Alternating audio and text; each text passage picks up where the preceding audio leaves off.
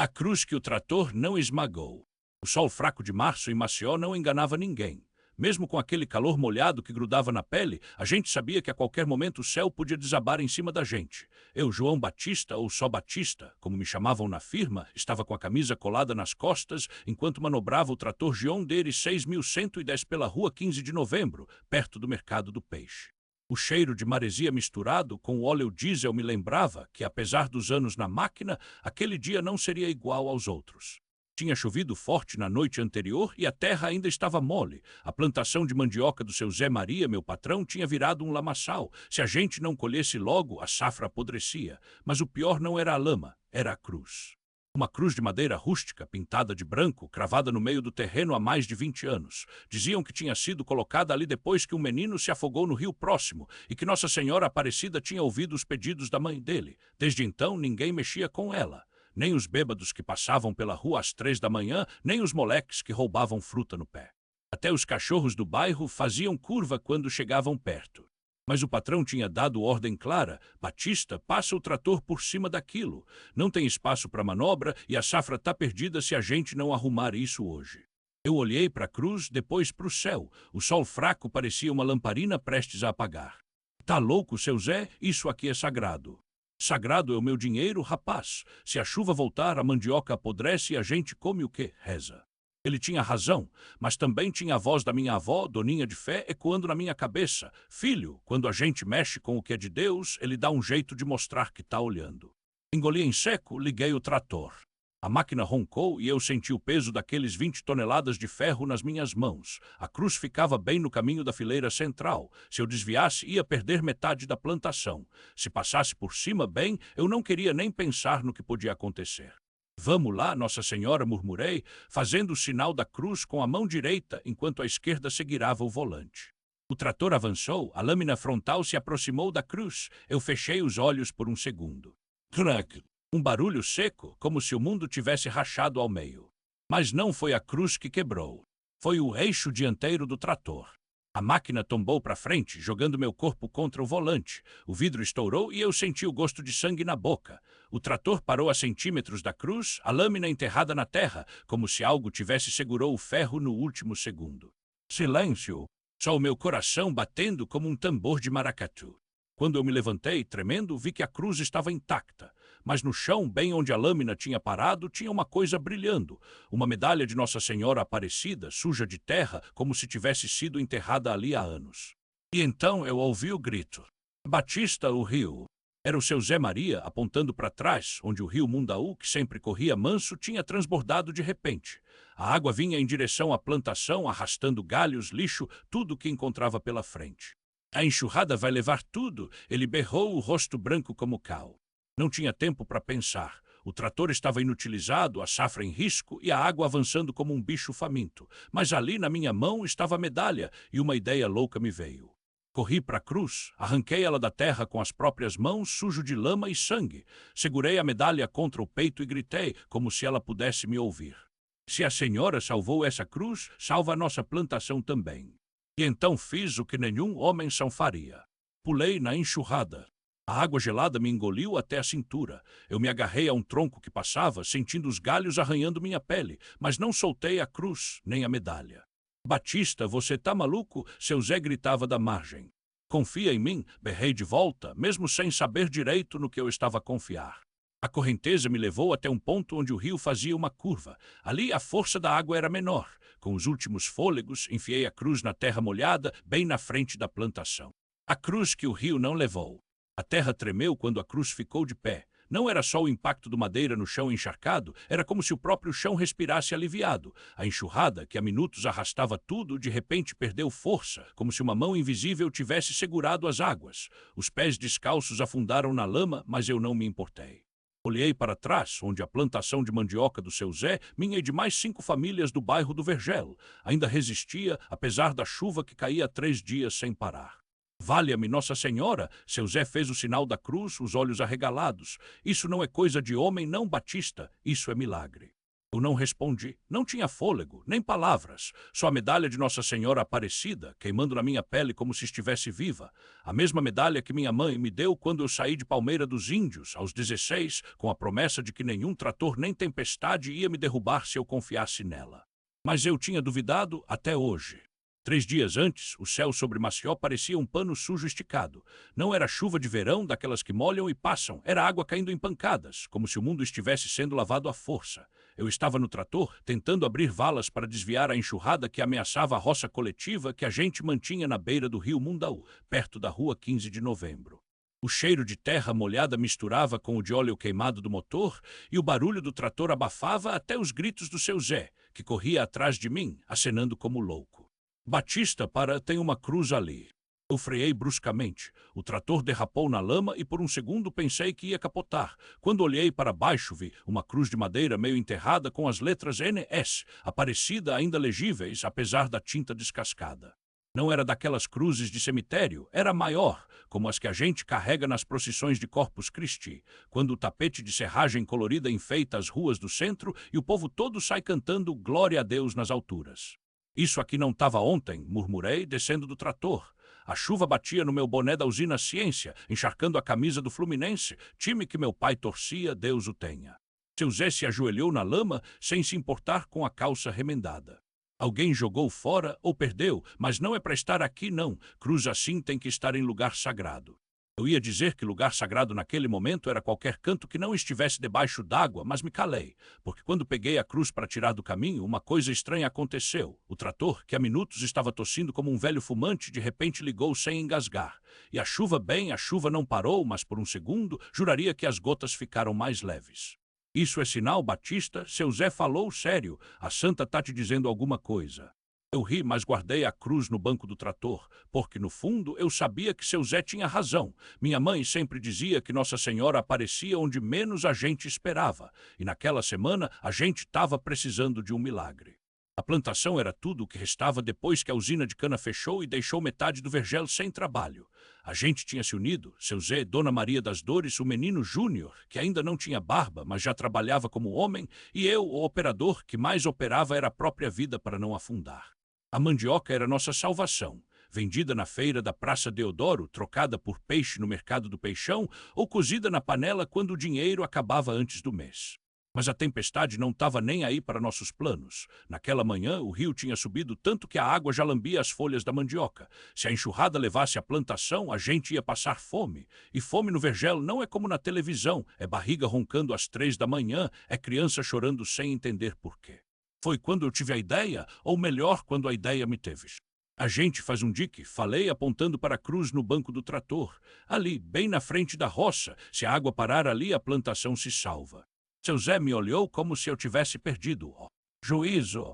Dique com o quê, rapaz? Ele cuspiu no chão, as mãos calejadas apertando o boné surrado. Com palavra, com reza, essa água aí não tem piedade, não. Já viu o tamanho do rio? Tá parecendo o Mundaú quando incha.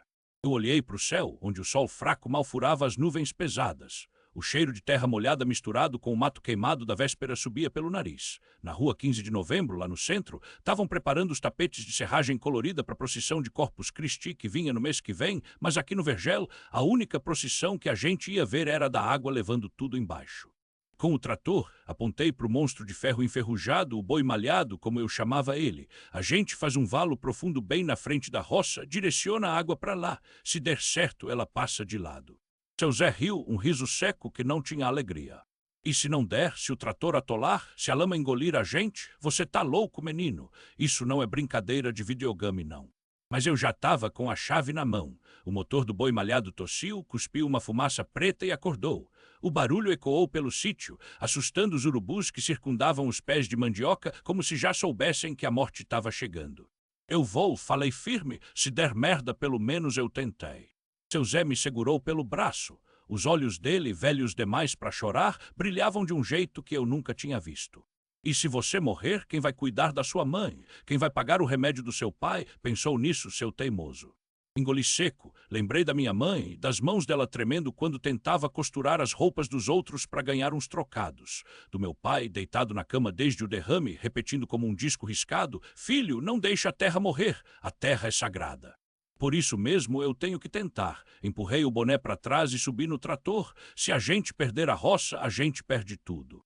O boi malhado avançou devagar, as esteiras afundando na terra encharcada. A cruz de madeira pendurada no painel balançava a cada solavanco, como se estivesse rezando por mim. Eu não era homem de muita fé desde que meu irmão mais novo, Pedro, morreu afogado no rio aos 10 anos, eu só acreditava no que via. Mas naquela hora, com a água subindo rápido e o vento uivando como alma penada, até eu senti um nó na garganta e murmurei: Nossa Senhora Aparecida, se existir, me ajuda.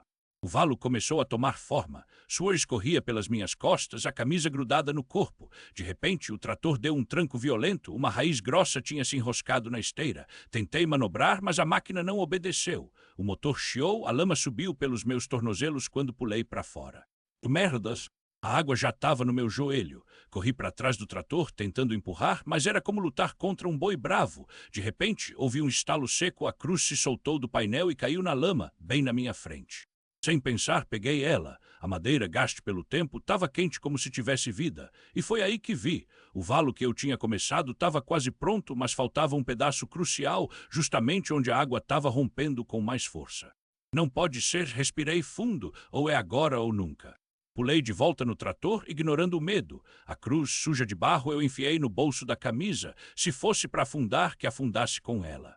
O boi malhado rugiu. Avancei em direção ao buraco, as esteiras arranhando a terra. A água batia no meu rosto, salgada como lágrimas. Por um segundo, tudo ficou em câmera lenta. O rio inchado, a mandioca tremendo, a cruz no meu peito como um peso sagrado. E então, crack! O trator afundou de vez. A lama engoliu as rodas, o motor morreu. Eu saí correndo, escorregando, enquanto a água subia rápido, cobrindo tudo. Acabou, caí de joelhos, a respiração ardendo. Acabou. Foi quando eu vi a água que estava vindo em direção à roça como um muro, de repente. O rio que parou. A água que estava vindo em direção à roça como um muro, de repente, desviou. Não foi um recuo, não foi uma baixa. Foi como se uma mão invisível tivesse empurrado o rio para trás, criando um caminho seco entre a enxurrada e a minha plantação. A mandioca, que já tremia sob o peso da lama, ficou intacta. Os pés verdes balançaram levemente, como se respirassem aliviados. Eu pisquei, o sol fraco de março refletia nas poças, mas não tinha ilusão nenhuma. A cruz no meu bolso queimava. Valha-me Nossa Senhora! Gritei sem voz. Corri para a beira do que sobrou do barranco. O trator, meio afundado, ainda mostrava as esteiras presas na terra mole. Mas a água parou, como se alguém tivesse fechado uma torneira gigante lá nas nascentes do Mundaú. E no meio daquele milagre, entre o barro e as folhas molhadas, uma coisa brilhou. Era uma medalha, pequena de prata, presilhada num galho quebrado da gameleira que ficava na divisa da roça. A imagem de Nossa Senhora Aparecida, desbotada pelo tempo, mas nítida. Eu conhecia aquela medalha. Era da minha mãe. Mãe, a palavra saiu como um gemido. Ela tinha perdido isso há anos, quando ainda plantava comigo. Disse que um dia ia aparecer, que Nossa Senhora não deixava nada se perder de verdade. Eu ri na época. Hoje, com os dedos trêmulos, peguei a medalha e apertei contra a cruz suja de barro. Foi quando ouvi o barulho. Não era o rio, não era o vento. Era o som de passos na lama vindo da direção da rua 15 de novembro. Vi primeiro as botas, depois as calças jeans rasgadas e, por fim, o rosto sujo de terra do meu irmão mais novo, Damião. Cê tá vivo, seu doido? Ele ofegava, os olhos arregalados. O povo lá na feira tá dizendo que o Mundaú engoliu a roça inteira. Eu vim correndo.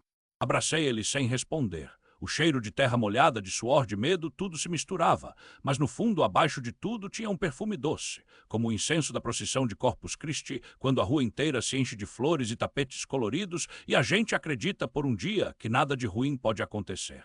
A roça tá salva, falei a voz grossa, tá tudo aqui. Damião olhou para trás, para a água que, contra toda lógica, tinha parado a uns 5 metros da plantação.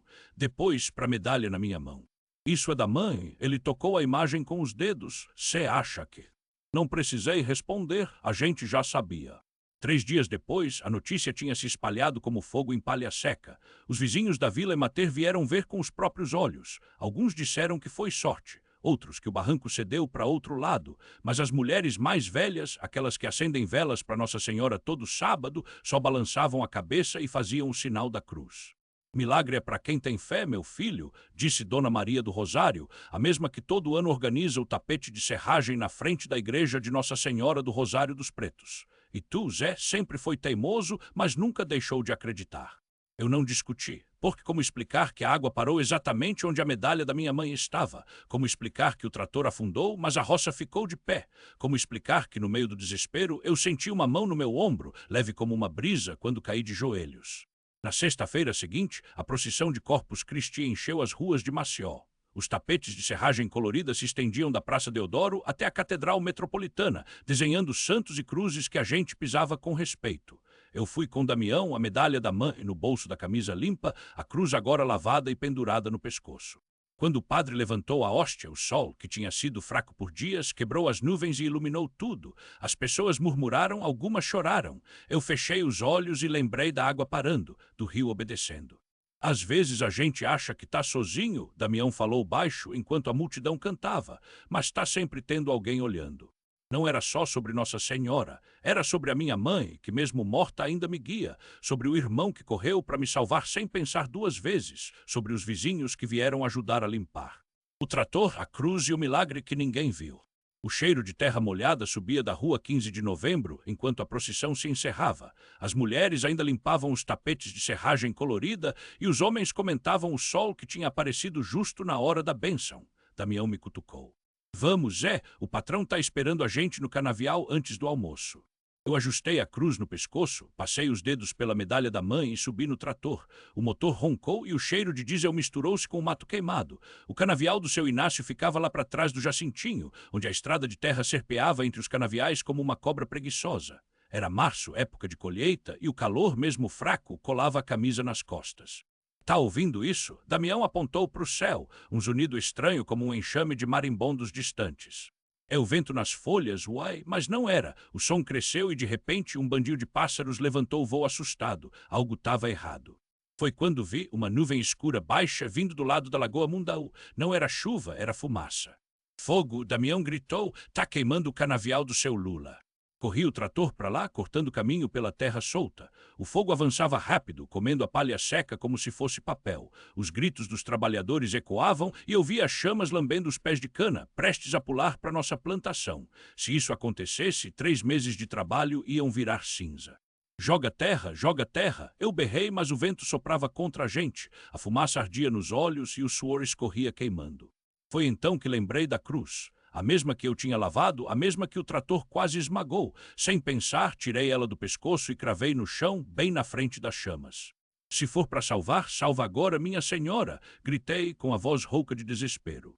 Damião me olhou como se eu tivesse perdido o juízo. Mas foi aí que o vento mudou. Não foi pouco não, foi uma virada brusca, como se uma mão invisível tivesse empurrado o ar. As chamas recuaram, se enrolaram em si mesmas e apagaram como se alguém tivesse jogado um balde d'água do céu. Em segundos, só sobrou um cheiro de queimado e a terra preta intacta. Os homens ficaram paralisados. Alguns se benzeram. Seu Lula, donos das terras queimadas, veio correndo, os olhos arregalados. Isso aqui foi milagre, Zé? Ou então o diabo tá brincando com a gente? Mas eu sabia, não era o diabo. Naquela noite, na mesa da cozinha da minha casa no Benedito Bentes, comi o peixe que Dona Maria tinha feito, ouvindo o rádio tocar um forró antigo.